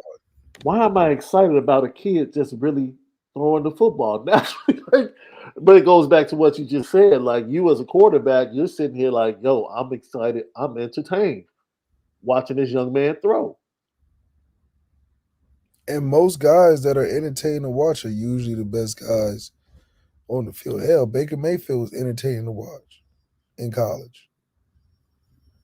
He just Johnny Manziel obviously entertaining to watch in college, but for me, it's hard to because you watch so much tape, you Yeah. try to find things that stand out or traits that stand out because at the end of the day, when you watch the tape, they putting their best on there, so they're not gonna look inaccurate on a highlight tape. Right. So in their best plays, what's different about other kids' best plays? And poise, the way you move in the pocket, the different levels and types of throws you make, your decision making. Those are different things that not every good quarterback does the same. You look at Malachi Nelson, the thing that stands out is his ball placement. Mm-hmm. He's not the best mover of the pocket and all that, but he has good ball placement. I don't think he has great footwork, but I think the ball placement is what stands out. So I think that makes it work for him. But with this kid, I mean, there's nothing that you can't run with him that even as an offensive coordinator, I can call anything and I know he's going to make it work. That's why I enjoy watching this kid. With Deuce Knight, I don't think you can call anything and he'll just going to make it work. I think he needs like a system that's fit around him. Mm. With this kid, it's like Brandon Hillman. It's like just put him out there, run your sets, give him some fast guys or whatever, and watch what happens.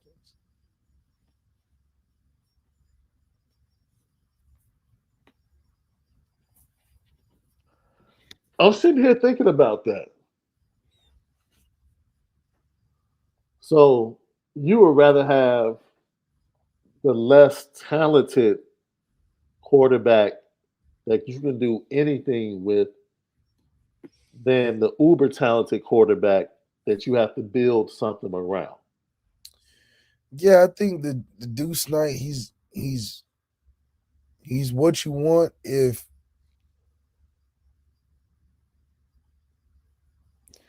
Deuce Knight, in my opinion, for Marcus Freeman,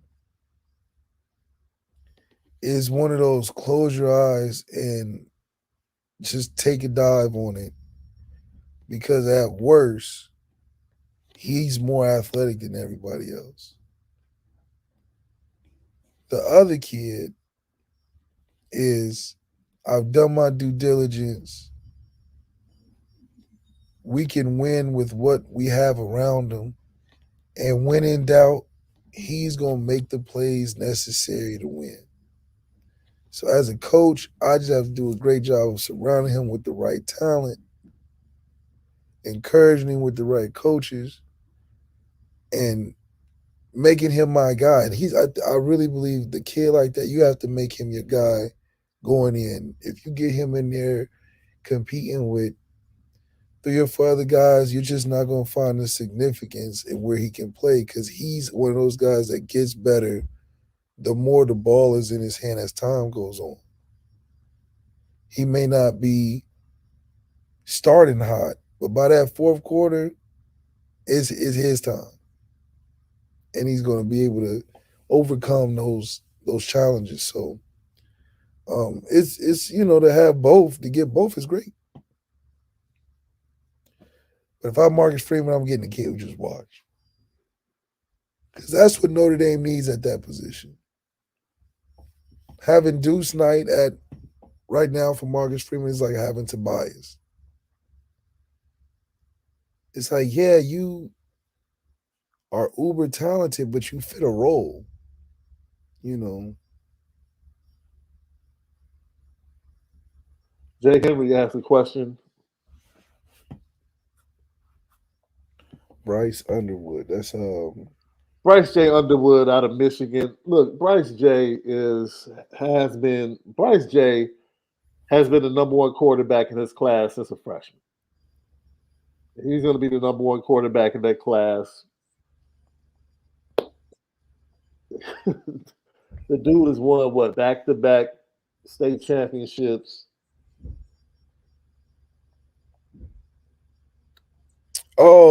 this is the dude that we was talking about when Dante was. Yeah, He's a sophomore, right? yeah, getting ready to be a junior. Yeah, I mean it's one of those things. He's a freak of nature. It's hard to be like, no, we're not going to take you. But Well, he's not coming to Notre Dame, but no, I mean I would take him over Deuce Knight. I like Bryce Underwood. I mean, yeah. Yeah, but I think we would go. I think we would go further with the other kid. Just fitting for because when you get a guy like Bryce Underwood, Bryce Underwood. Excuse me. A lot of why Kenny is really good and where he's at is because he can fit well with the talent around him because he has the ability to get the ball to him. Hmm. This kid is a little more fine tuned than Kenny does. Like I can get the ball to him and I can dance around, make it happen, work to be a threat offensively myself, like an additional skill player, as well as layer the football, be natural, be poised in the pocket. I love Kenny's poise. I think him and Kenny's poise is probably the best.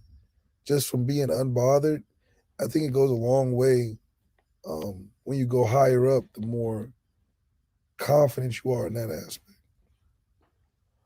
Lucky Lefty podcast, the final edition to what could be the best four-man wide receiver class in the history of Notre Dame is someone that left, unfortunately, is very familiar with, and that's Jason Robinson Jr., Cal Poly, Long Beach Poly, out in California, Long Beach.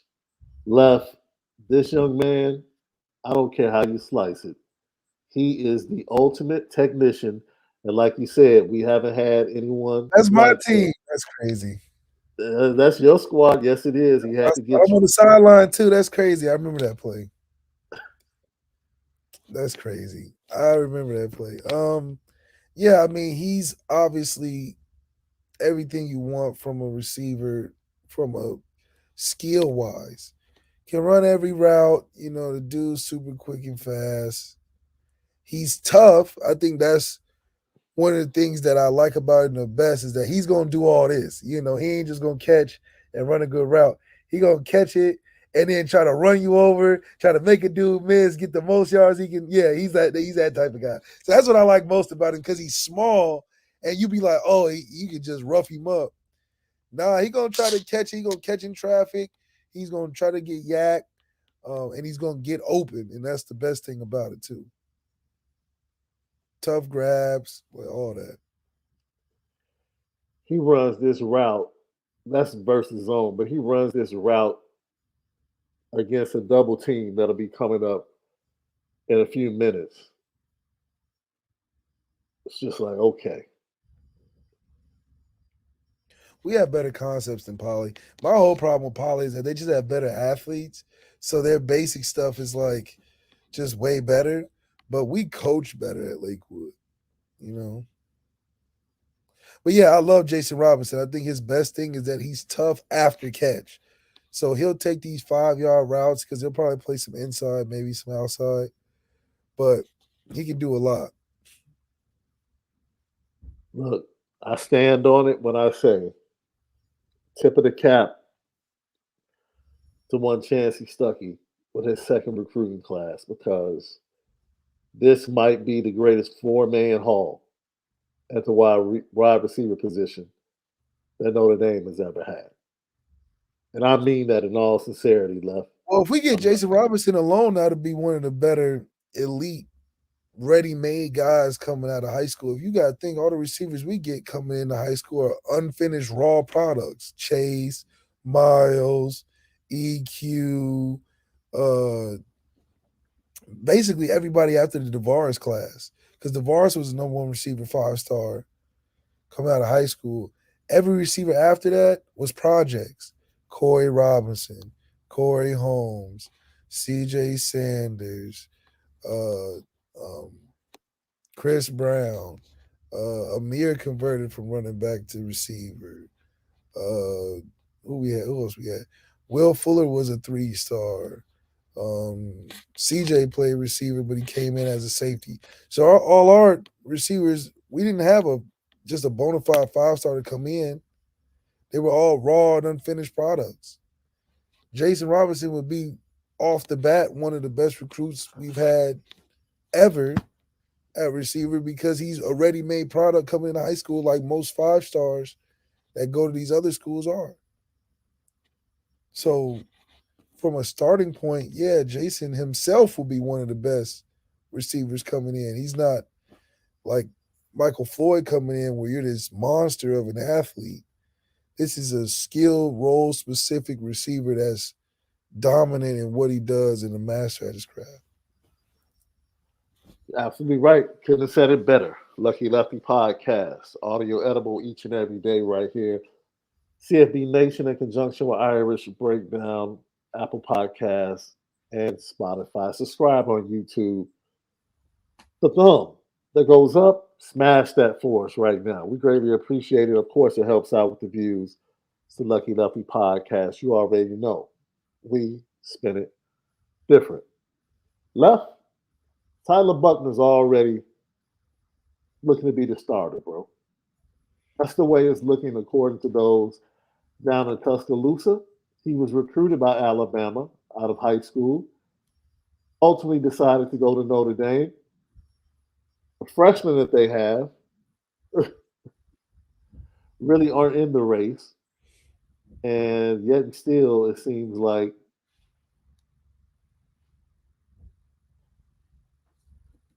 Tyler Buckner in just a week and a half has really pretty much won the race, left. Yeah, I mean, he wasn't committed if he wasn't starting before he got there. You feel that strongly about that? Yeah, like, come on. This is like, he basically went down there and said, look, am I starting or am I going back up to school? Tommy's like, yeah, well, you know all our stuff. These guys aren't ready yet. I don't trust these guys. You know, you're my guy. You know, we got film together. You understand what I'm doing. You can help these other guys get on. And you're at Alabama. You got better skill players. You'll love it down here. Help build my room up. I'll get you to the league. You got Nick Saban here. So it's an easy sell. But Tommy, if I'm Tommy, I'm trying to start Tyler Buckner too. I'm not going in there trying to install a whole new offense at Alabama with all unfinished products. I'm going with somebody Tommy basically brought Tyler Buckner in how NFL teams bring quarterbacks in that they know. I'm sure if Mac Nagy went down to Wait a minute, man. Don't mention that name with our Chicago people in the chat, bro. I'm sure if Matt Nagy went to one of these the Giants or something, he'll bring Mitch Trubisky as a backup somehow. I mean, the Browns did it for years. It's just like bring in your friends, bring in guys that know your system, just like the NFL. So you don't get embarrassed trying to teach new stuff to guys that haven't done it yet. Tommy, Tommy is treating Tyler as a nice bridge till he finds his next quarterback. I mean, he's doing what we did to Jack Home. Speaking of Jack Cohn, we talk about Billy Napier needing 10 wins to keep everybody off his back down there in Gainesville. I don't know if he can do it with Graham Mertz winning the quarterback battle.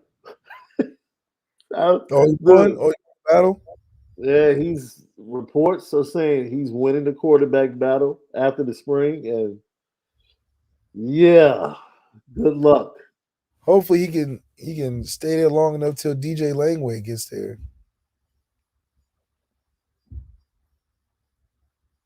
Which is next year, the five-star quarterback in the class of 2024. Well, the Georgia Bulldogs, Carson Beck and Brock Vandegrift. You said Carson Beck will ultimately win this battle, Left. You said So I that said before the Brock spring. Vandegrift will win. I think Brock's a better player, but after I watched Brock's interview about the quarterback competition, I said, "Oh yeah, he's done. He's cooked. He's cooked. He's cooked." He talking about, "I don't know if I'm gonna be. I don't know what's going on." I said, "Oh yeah, you're done. You're done." We talked about Ole Miss and how Jackson Dart took on the challenge, didn't transfer when Spencer Sanders and Walker Howard both transferred to Ole Miss, and has thoroughly outplayed both of them in the spring, according to those down there in Mississippi. I really thought Spencer Sanders was going to be the starter, but it seems like Jackson Dart is kind of taking control of his team and his quarterback Oklahoma State, competition. it just proves that Oklahoma State is literally its own thing. It's not transferable once you leave Oklahoma State, and I think that proved to be when you go. Excuse Oklahoma me. State is a gimmick offense. You go to Lane Kiffin, who got real offense, and you just lost because you're not more experienced than that. That's just what happens. Why is there a quarterback battle going on in Knoxville left? I thought Joe Milton was the hands down Because you got a starter. dude that's getting paid $8 million. What the fuck? Jesus Christ! Yeah, you can't throw enough good balls for that. Oh man. So you're saying money has an impact, huh? Man, listen, I would hate to be Joe Milton because I mean, That leash is short, isn't it? uh, That leash for Joe Milton is real short, isn't it? at least they hold on to the collar. They ain't give you a leash. They hold on to the collar. Because, I mean, all it takes is one bad practice for that to be like, well, you thought Kelly Bryant and Trevor Lawrence was bad, Hell no, this is gonna be bad.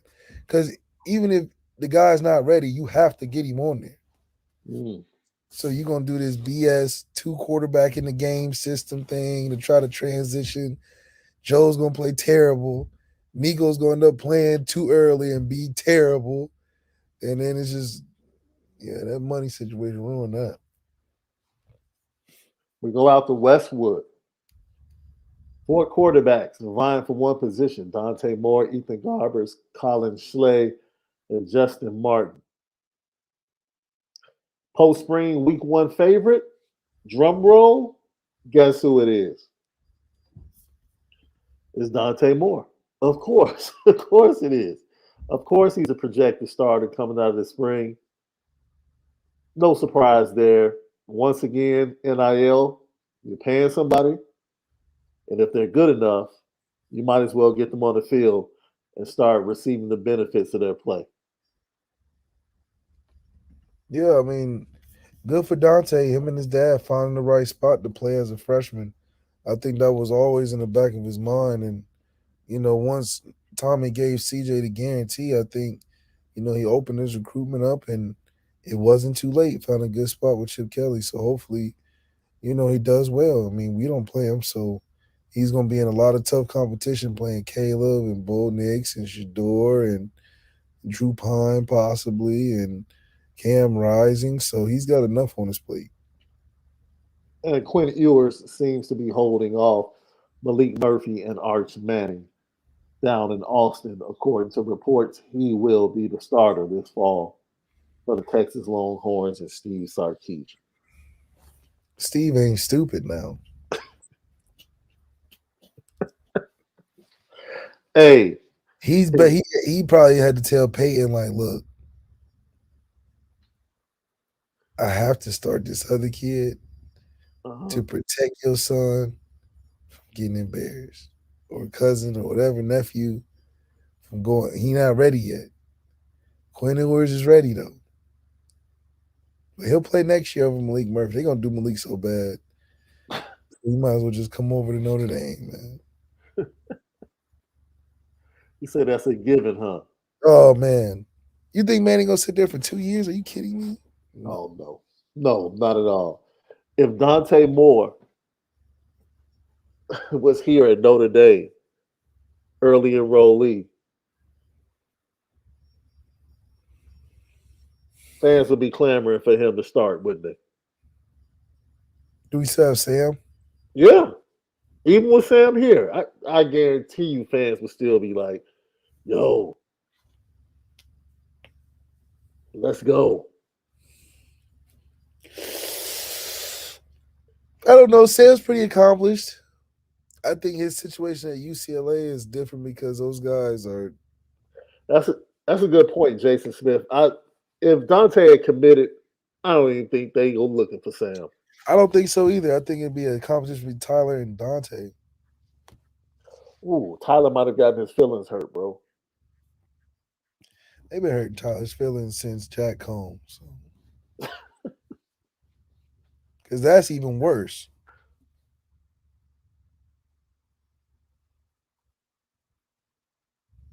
Yeah.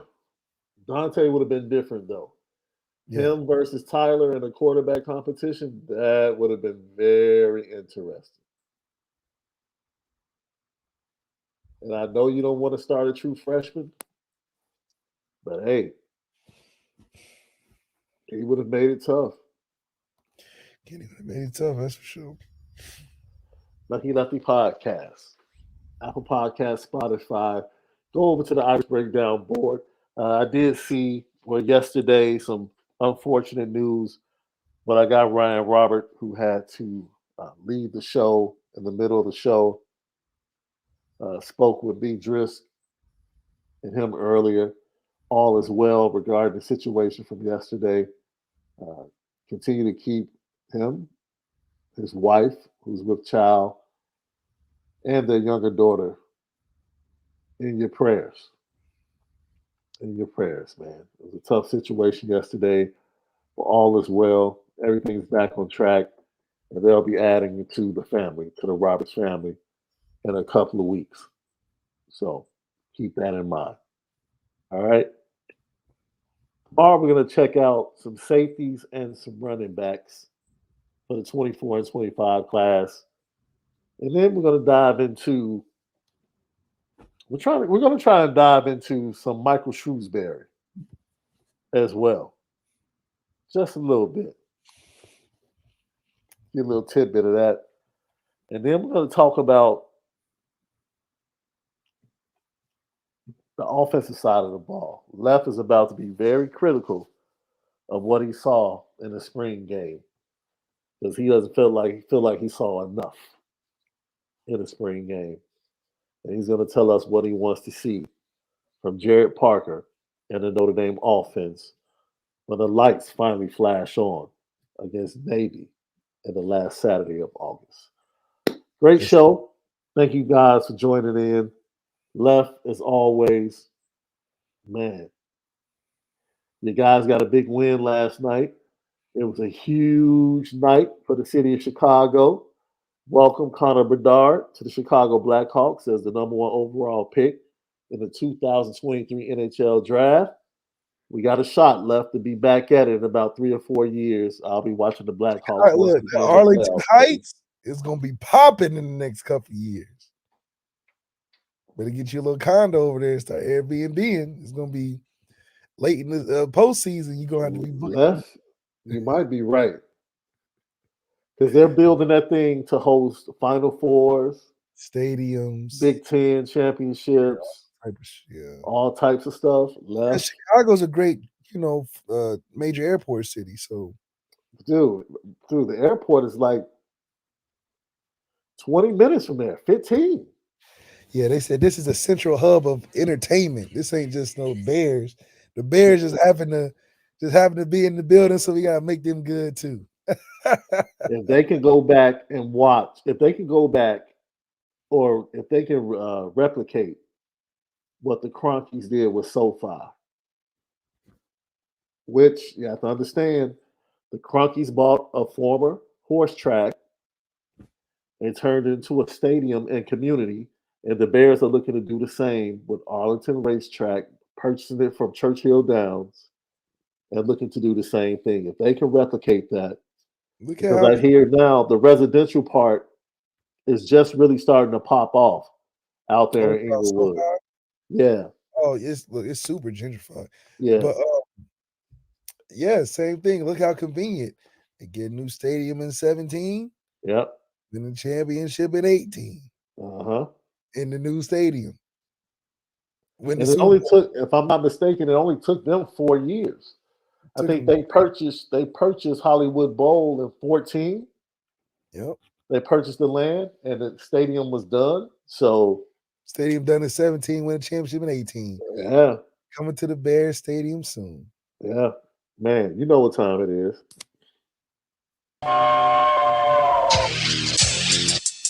Petticoat.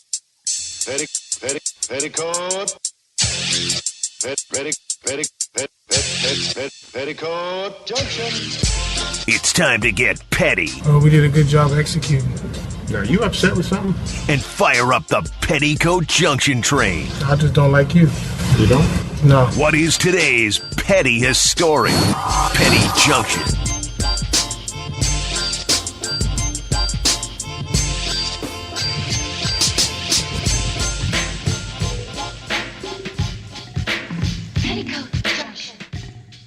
Petty Junction, petty story of the day brought to you by Onora Whiskey.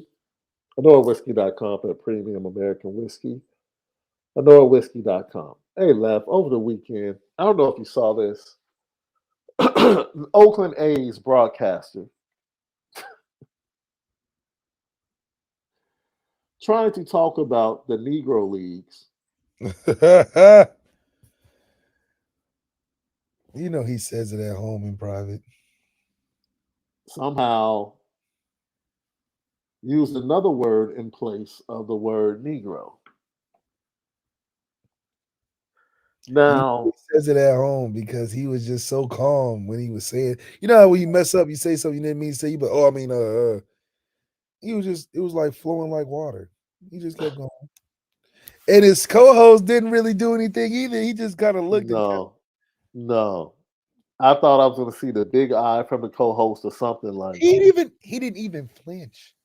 The dude like looked and kind of chuckled or something. Did he like chuckle or something like that? Look, man, I have to put him. I thought about it, and I came back today and said I have to put him on the petty train. I have to. Like, man, come on, man. Why don't they ever see this? This is what I don't understand about it. It's like you never mess up saying no anti-Semitic stuff on accident. No, like just roll of the tongue. That's what I'm like. So it has to be a choice, you know. What I mean? Look, man. Let me tell you something. Every day, I censor myself in life, right? Because every day, life tries to get you to get outside of the box or outside of who you are. Anybody on the street can say something crazy, and you censor yourself to make sure, come on, man. You're supposed to be a professional. That's what I say. He You're says it supposed to at be a home. professional, bro.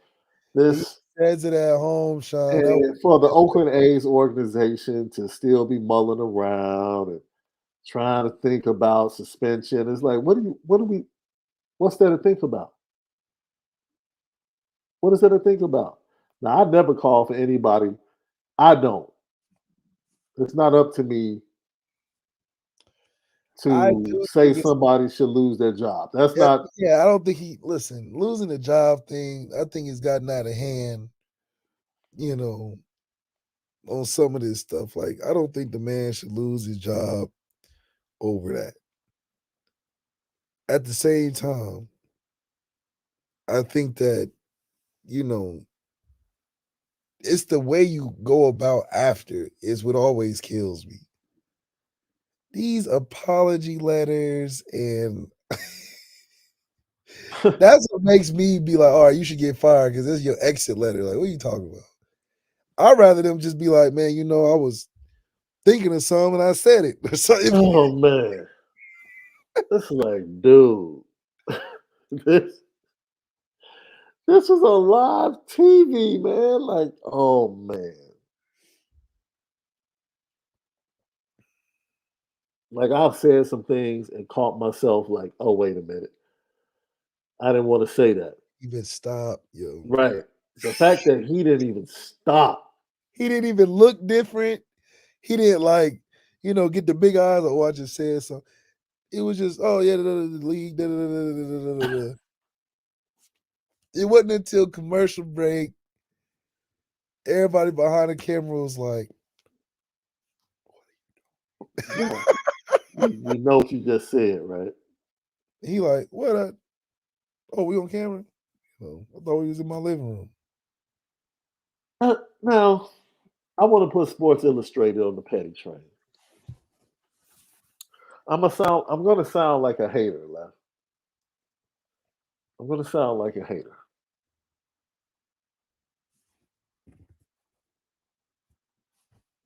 Shout out to the Bayou Barbie. Oh my goodness. How is she so famous? What is she so famous for? But y'all had the audacity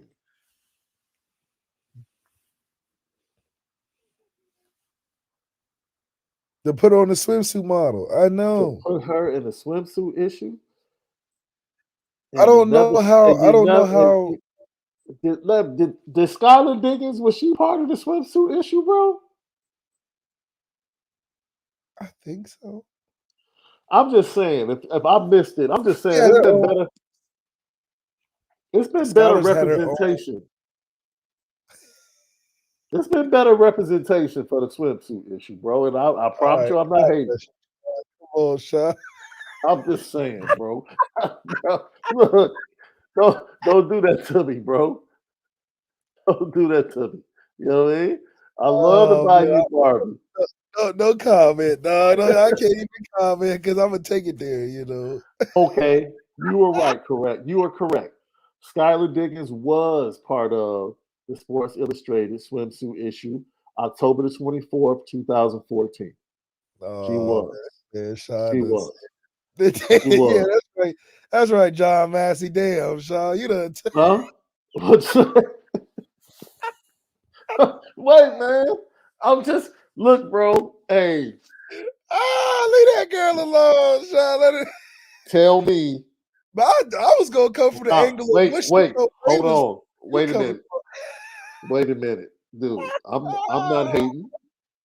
Everybody in the chat left.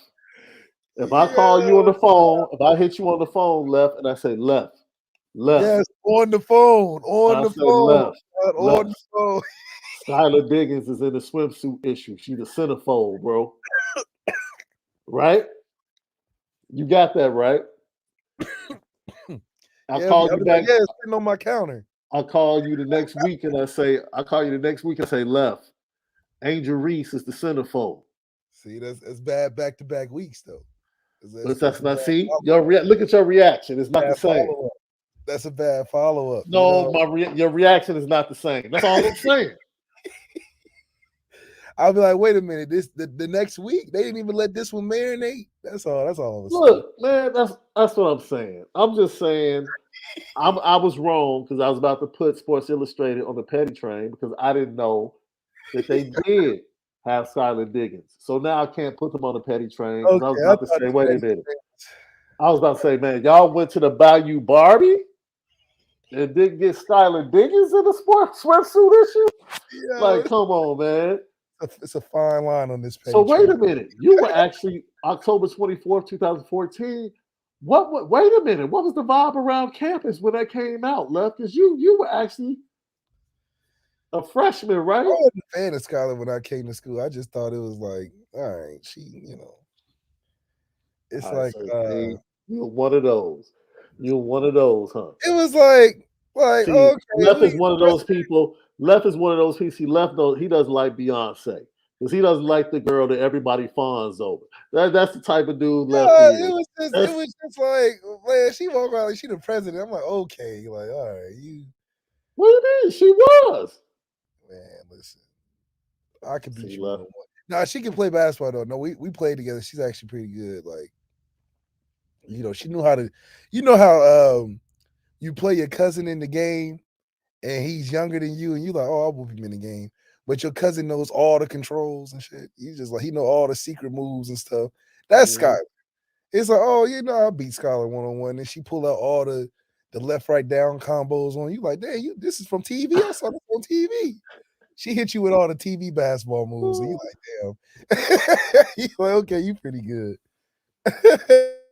Like, man, look, I hope I didn't go viral. I hope I didn't just go viral. I'm just saying, I was trying to stick up for Skylar Diggins, and I didn't know she was in the issue in 2014. That's all.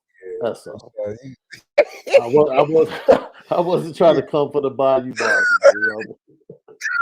Yeah, I was like, man, chill, bro.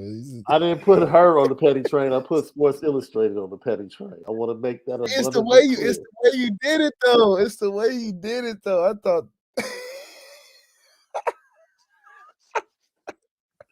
I promise you I wasn't coming for her, dude. I promise you I wasn't. you started off with, I'm not a hater. I'm not, because I'm not. I'm not a hater, Left.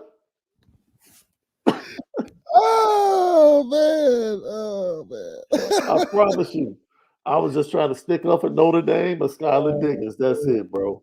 Yeah, I'm glad Now. Skylar circled her way back into the combo because I didn't know where this is about to Yeah, go. dude. Now that I've gotten all the correct information, everyone is safe. Everyone is safe. Oh man. Yo, this is going to be a problem, Left, and maybe we can dig into this because the baseball coach at Alabama recently was fired due to some improper betting allegations. D-Rock Irish just informs us that Stuart Mandel said the University of Iowa has announced 26 current athletes across several sports are being investigated in regards to gambling allegations. The moment you made gambling accessible via the phone, Oh yeah. And what you live else in do you Iowa? expect? Come on, man. What else do you expect? You live in Iowa. Them boys probably sitting in the room all together, all 26 was together. Hey, make sure that parlay goes through. I'm gonna send you the cash app. You know what I'm saying? It's like, Oh, he bet on his team to lose? Oh, this nigga is yo, the parlay is this the that parlay is like addictive, bro. Mm. Hey man, look, it's not a good recovery, man. And I hope the So, Bayou Army isn't after me, bro. I, y'all just didn't let me get the you said, story out, bro. You yeah, just didn't let me get the story out. your story is, you gotta shape that story up where it was coming from. There's too many people tripping. Like, wait a minute.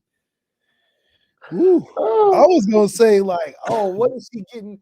I mean, she was on Jennifer Hudson's show, the Breakfast. yes, I'm like, for yes. what? I don't understand for what though. Like, what? Because she said she ain't going to the White House? Come on, man, it's kind of crazy. Mike, thanks for the super chat. Going back to our original conversation in the first half hour, the other reason they don't have to Notre Dame is they know the loyal fan will continue to support ND no matter what.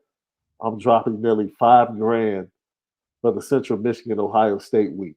Woo! Mm, Traveling from the South.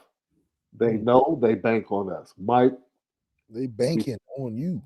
literally, we thank you for your support. We thank you for your support. That's Because a Rucker fan would never, you know. man. It's just hard to tell college athletes not to bet on sports. That's tough, bro. High school kids bet on sports. That's right. And the parlay has made sports betting like with the parlay, people that don't even like sports bet on the sport now. Yep. Flat out. I know people that bet on Yeah, soccer that players that play know man, I know people that don't what have parlays are that don't and talk watch about it any after. type of heck yeah.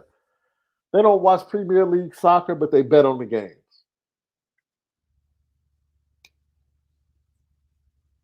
So, man. Lucky Lefty Podcast. Great show. We'll see you guys tomorrow, man. Have a great Tuesday, but most of all, make sure that you spend it different.